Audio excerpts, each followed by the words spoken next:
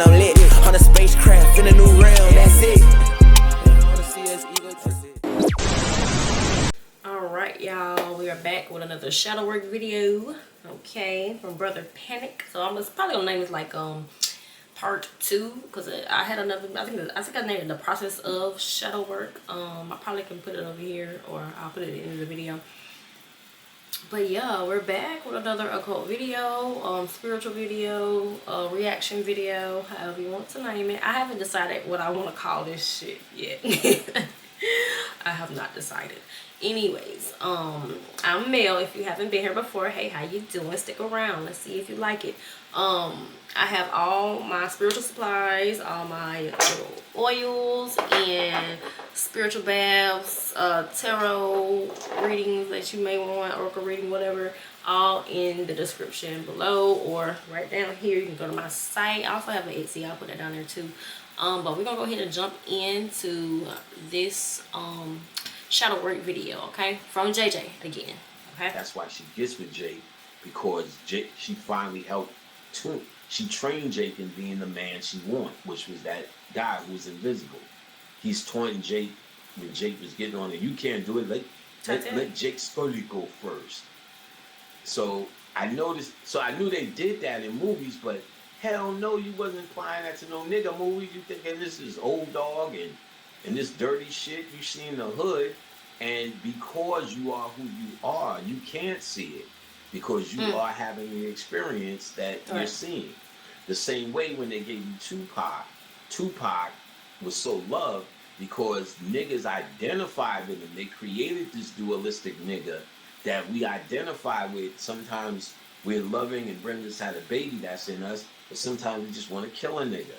So when we see Tupac as the personification of that, he felt real. Tupac was real. Even though they gave you made up stories. Let's think about it again. Besides the story of his mother, he's in Atlanta, sees 2 cops fucking with a nigga, gets out, shoots the fucking cops, walks out of fucking the court like George Jefferson. Get the fuck on, nigga. Where the fuck do you think that's happening any fucking where? You shooting white cops and you walking out of jail no matter what them son of a bitches did. Nah, nigga, that don't sound real. It sounds like a made-up story to authenticate your ass as something that's real. Then you heard, remember that documentary, the niggas who grew up with him in Baltimore, they was all calling him pussy. They said when he used to fight, he used to get up and roll up in the ball. I still got that documentary where his homeboys was talking about him in Baltimore before he became Mr. Pac. They say he changed once he became Bishop. Everyone said that. So the shadow came out in him. But he didn't change. That Bishop was, because he was always a CIA baby. Once he did Bishop, he made Bishop real for us. And we made it believable. He didn't change. He was waiting to do that to become the Tupac that we know. That was always his destiny. That was always what he came to do. But he was pussy. He ain't do none of that thug shit. But he knew how to act like he was. Nas and them niggas, he tells the story of how he had Nas and them, and he went to Nas and them niggas was fucking so deep in there. Nas is a cool nigga. Nas told that nigga to chill out. Nas had, even though Nas did his thing, Nas was one of them niggas that really had grip on his shadow and knew how to control it. He would argue a lot, you know what I'm saying? But he was no punk, and when they saying he was handling Nas at this award show in New York, the story, go online, the story is different. How Nas chilled niggas out for murdering this nigga that night. Nas is that nigga. He stopped that murder from happening to Tupac that night, and they explained that shit on one of them web stories, or a few of them web stories about what really was going on that night. He ain't that nigga. Look at the Humpty Hump videos. There's videos where this nigga's dancing in panty drawers, son. You know what I'm saying? Not panty drawers. Hump in the air. Because he was a dancer for Digital Underground first, yo. Y'all better get that shit right. This nigga is made up, man. Made the fuck up. Yo, Pac. That shit is designed for you to do that. half these niggas is worshiping this nigga like Elvis didn't even know who or what he is. There's nothing. He was just a fucking guy going back and forth. But now I understand why he was always going back and forth and contradicting himself. Because we are going back and forth and contradicting ourselves with our subconscious and dark mind. So the dark side of Tupac. Get it? Tupac. Menace to Society. Remember, he was supposed to be in Menace to Society with the Hugh brothers. But he couldn't do it. Didn't do it. What movie? Yeah, he was in Juice first. Because he didn't want to play the good Muslim guy. Because they was going to show a different aspect of his shadow. I think he was already Bishop. Let's make sure of this. He was in something already. What was he doing where they recognized Tupac? Let me go back to this. Give me a second. Find this page. Oh, my granddaddy is drawing all over the fucking place. He was Menace to Society. He was 93. Juice was in 92. So that's where he blew up. So the next movie was in 93, Menace to Society. They wanted to show him as the good guy this time. Not only give him range, but show that there were Tupacs. He said the dude was too pussy for him. So he knew at this point, after he established Bishop, he had to solidify that in niggas' heads before he becomes the nice guy again. All right. So he couldn't take that role as the, what's his name? And they couldn't give him the role because I'm sure they had to handpick Lorenz Tate and the other dude to be Kane and Old Dog. That was so solid, but on the surface it looks like they did good thugs in it and they getting all the glory. So Tupac wanted that after being Bishop. Right. So that, as the story goes, he fucked these directors up because he was on the set and I think he was working and he quit and there's a whole story behind it. And he fucked these guys up. They took him to court. They were suing them and all sorts of shit. You know what I'm saying? So anyway, that's that. We need to understand this. This is a big deal. This is how they run in the country. All politicians and all the people that run you are talking to your shadow. They don't give a fuck about they're talking to your psyche. They move with your psyche. They strike fear with your psyche. You're going to cut Medicaid, you're going to go Social Security. There you go. Or we're going to cut welfare. Or we're going to add to this. Fear. We're going to say, all that shit is talking to your fear and your shadow self. They're not talking to you, so they understand they got to study the shadow self. That's what they get schooled at doing to rule you. So when you have these black mayors, these black politicians, these black congressmen, these black senators, up into this black president, they all were trained in understanding the shadow self and how to control it. The whole Boule movement of Dr. King, Coretta Scott King, was straight Boule. Told you how to control the shadow self. They beating you, they hosing you, they putting dogs, you curl up into a ball. That's what Tupac did. Curled up into a ball, they said, whenever there was a fight. So how the other ones who just couldn't curl up in the ball, they told them self-defense, Malcolm X. But again, they didn't put themselves in any position that they needed to defend themselves. So you've never seen a whole bunch of Muslims fighting anybody. Think about that for a second. Everything that Malcolm X said, you never seen nobody fight or shoot any fucking body based upon it. You seen what was happening with the Black Panthers, but the Black Panthers started out as a food-giving movement. Then them fucking Boule niggas came and got guns in niggas' hands.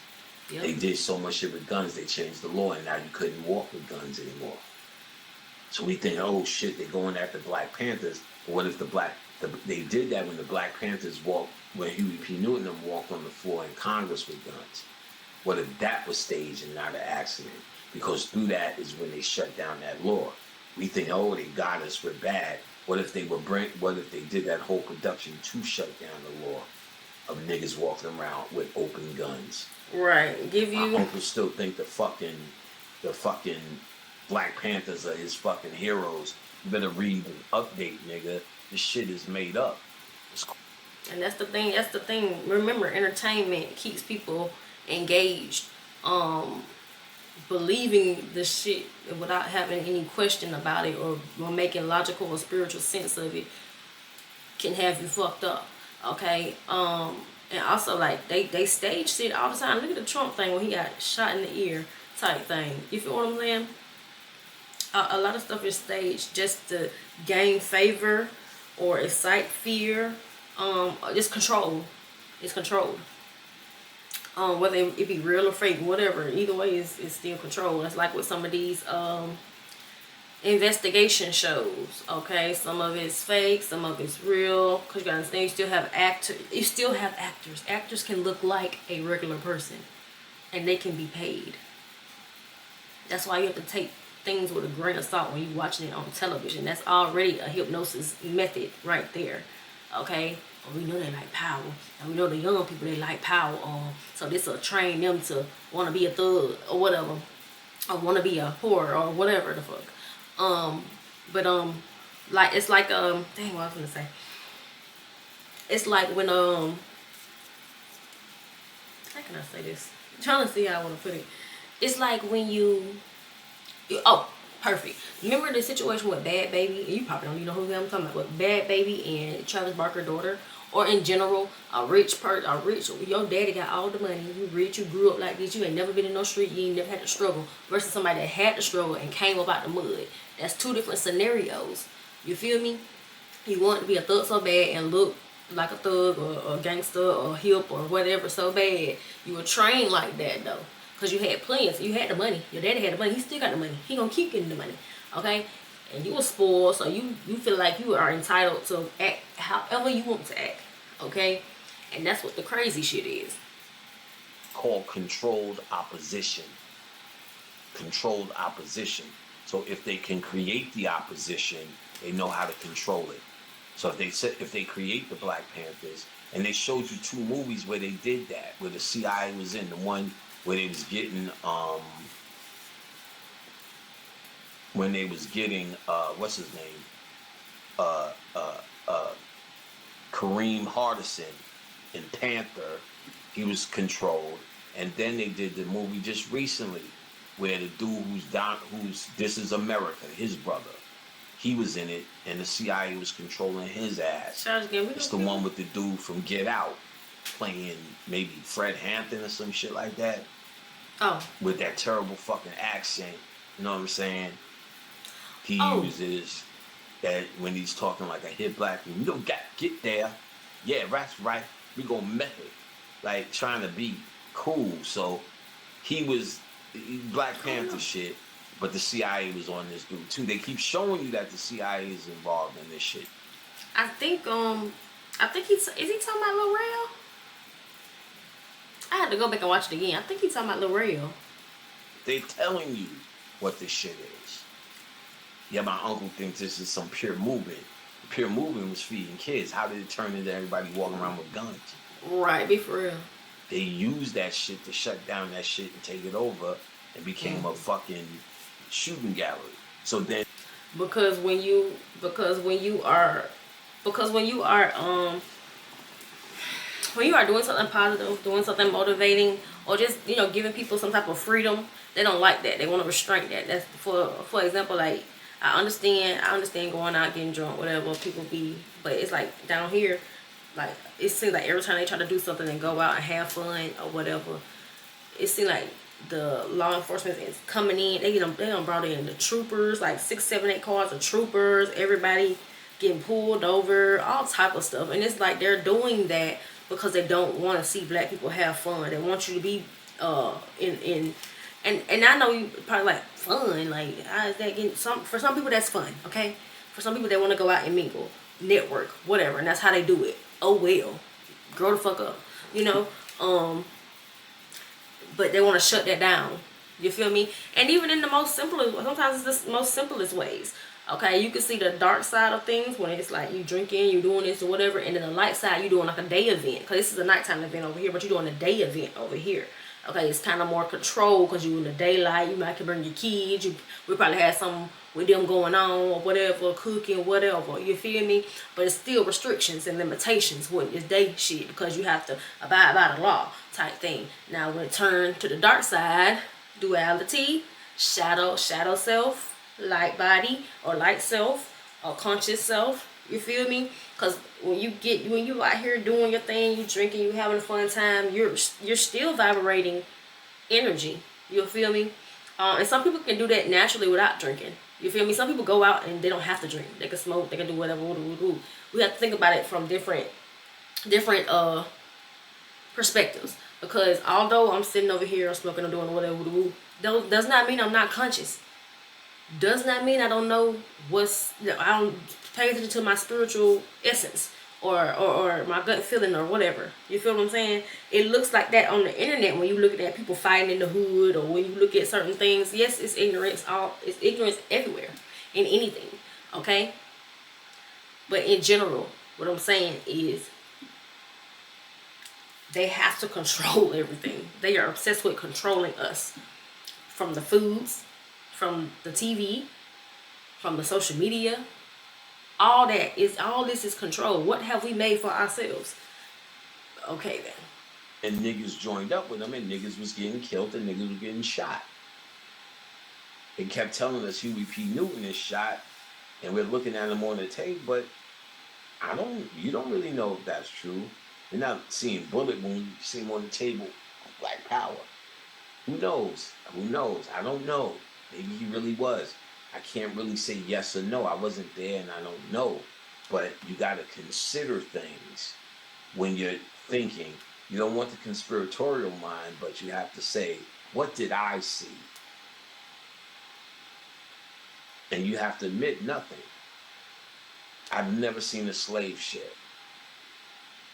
I've never seen pictures of a slave ship that's sitting in a dock somewhere or even in a fucking museum somewhere. We do know white people love to hold shit like that as trophies. Where if all these hundreds of millions of blacks were taken from Africa, how come there ain't even that many niggas here now? Period. Shouldn't there be more black people here? If there was 100 million, and we lost that many in the fucking journey over here. Now, I'm not making light of what could be real or what you've been trained that is real and feel your ancestors have suffered. So if you feel it, it's real to you. But you need to ask yourself if you can dispassionately look at the situation.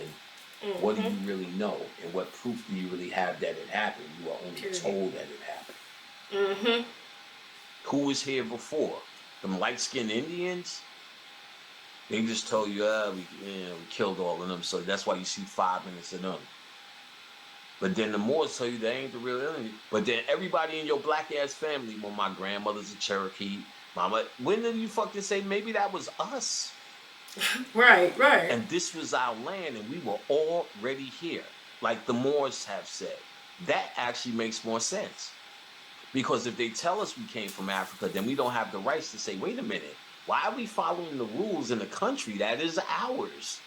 Why are we following their rules? They're the invaders. Fuck that. This is ours.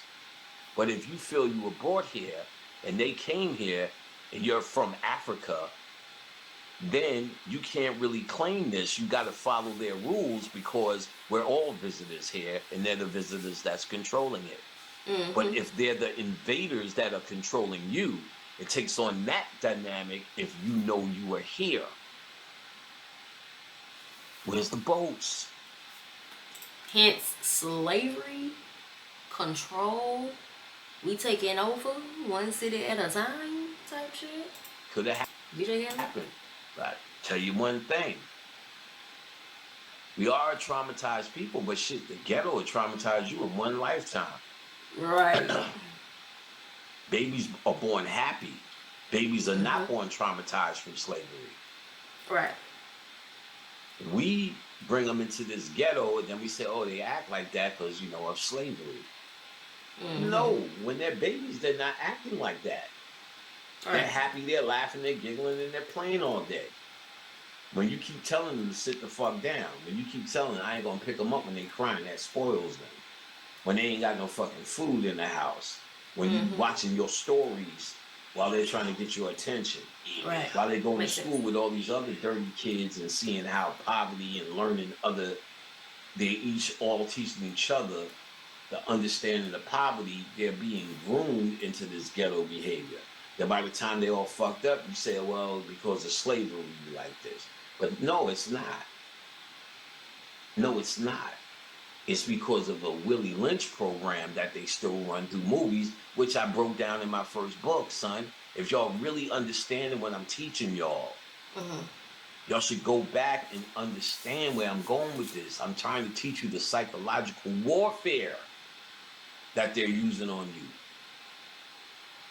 And then they have ways to send frequencies through the quantum field, just like this goddamn device, to fuck you up.